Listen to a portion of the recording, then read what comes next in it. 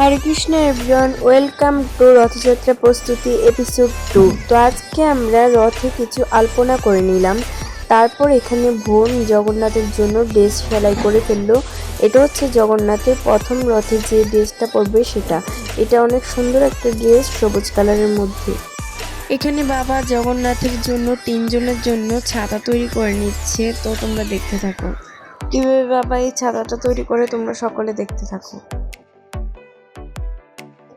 বাবা অনেকটা কষ্ট করে এই ছাতাগুলো বানিয়েছে। তোমরা ভালো করে মনোযোগ দিয়ে দেখলে তোমরা হয়তো বাসায় বানাতে পারবে।